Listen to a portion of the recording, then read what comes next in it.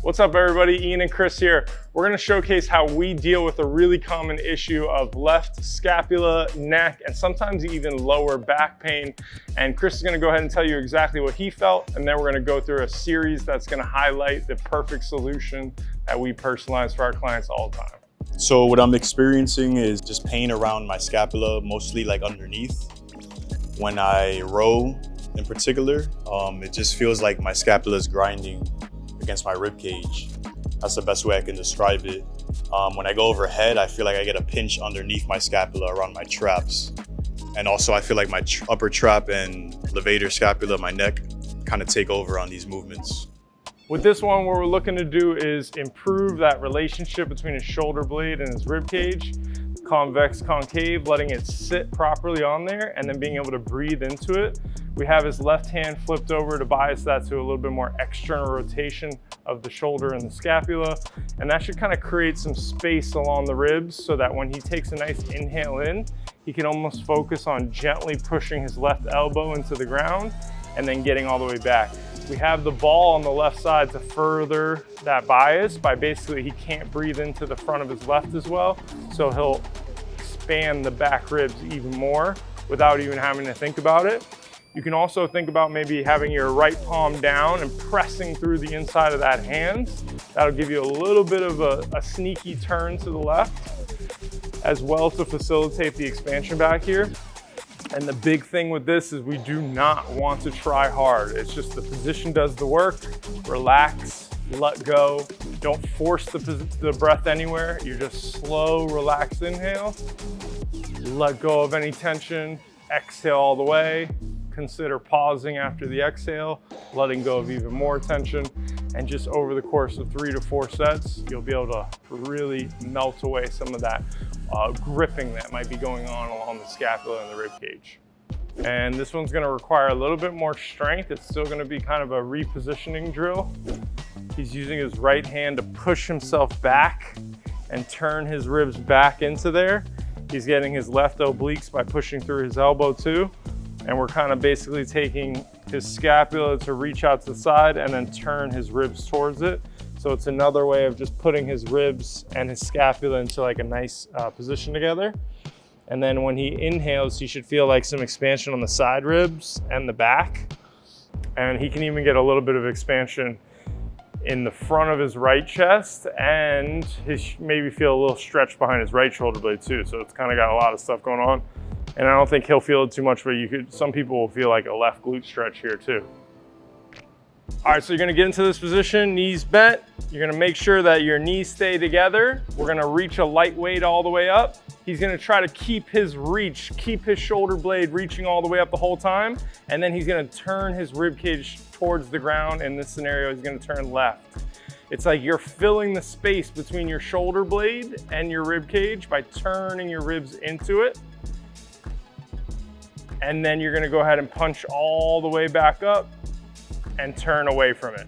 Should lose as little height with your reach as you can, but inevitably you're gonna lose some. Then roll all the way back. Think like your ribs are turning, but your shoulder's almost staying where it was.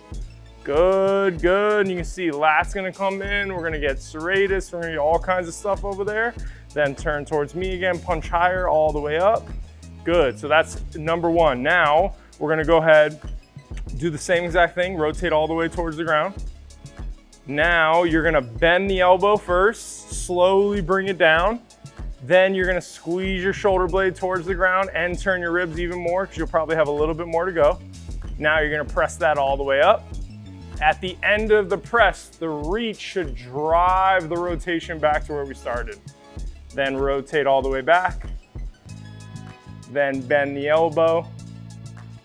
Then to the ground, then press all the way up. The reach drives the rotation. Good. If this doesn't feel great there, try here. You could even potentially try here, okay? But ultimately we want to be able to do this exact exercise from all these positions. You could even start here, now rotate to the left.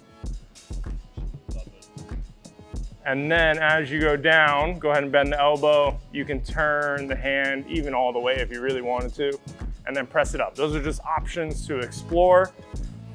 We want to really be able to rotate our ribs, and then to make it even harder, you can have someone or something pin this down. So now turn away from me. You could also put your feet on the wall like we do scissor slides, slide your top knee forward. That will lock your glute in place. Now you'll feel a bigger stretch across your whole body. It'll get harder. And then go all the way up, press, reach. Good, make sure your head stays on something. We elevated it so that it can rotate and turn with you. You don't want to try to pull your head up. I have no problem with feeling your traps, but they shouldn't be the only thing you feel. We want to feel everything around the shoulders, serratus, lat, delts, tricep even, all that stuff working together, and especially your obliques as your ribs turn and rotate. We're essentially trying to take everything in this area and make it all work together nicely. All right, so to start, we want to make sure that we have this nice relationship right here that looks great. And we want to think you're staying tall and your ribs are back. He's going to push the weight away from him, but he's going to stay back, and we're going to get that shoulder blade to reach forward and up. Notice his trap can help a little bit, but like it's last in the sequencing, and it's also part of everything else working a ton. There you go, good. Now from this view, you also don't want to see his elbow outside of his hand. So it's almost like not in, but actually in line the whole entire time. At the top, bend your elbow first, slowly lower. Yes, good. And there's no need to really squeeze. A little bit more reach from the shoulder blade. Can you get this forward more and more, and up more, up more. Yeah, right there. That was beautiful. Good, again, harder, right? Good, good. Reach, reach, reach, reach, reach, reach, reach, reach, reach. Get the shoulder blade with it. There you go, good. Now come on back down. And now try not to get this big drop on the way back down. You're just running out of strength because we did too many reps. But now we can really see what is getting exacerbated by the old you. You're turning to the old you as you get fatigued, which is okay. We just need to make it a little bit easier, but that's exactly what we want to see, is avoid getting into that big drop, and the strength to delay the scapula going down, delay that big side bend, and delay the elbow moving out. All right, now for our pulling strength, we want to get pulled into the top of the landmine press, that nice upward rotation. You're going to bend the elbow first, then pull down to your side. I want him to almost try to turn his chest slightly left the entire time, and then he's going to lead with the elbow and get that good arcing motion all the way up into that big stretch. Think about all this stuff's going to open up. And then he's gonna bend his elbow, not squeeze his shoulder blade back right away, pull down with the lat, and then he can finish with more of that stuff. And you can see we're gonna get a really good contraction into that lat. Now reach forward and up again, stay turned left, back to the left like we started with our positional breathing drills, good. Kind of tying together all the concepts like MTS loves to.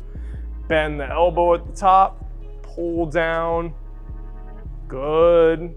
Now, just a quick little caveat, the pull around is like literally trying to scrape yourself. So stay down here for me.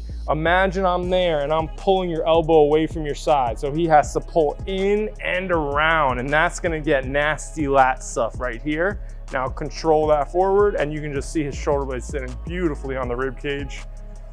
And look how it can actually move. Notice his trap is gonna come up a little bit, but it's last, and that's fine. It's also actually super relaxed, so it's not even a big deal anyway. So that's how we're gonna do that one. I would even superset this with the landmine press if it allowed you in the gym. This is a very common superset we use with our one-on-one clients. All right, hopefully you guys learned a lot. Chris's scapula is moving a lot better, he's feeling better, and we definitely exposed some strength areas for him to work on.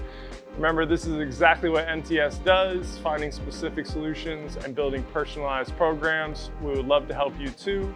Work with everybody all over the world. If you'd like a customized program for you, click the link below and let's talk.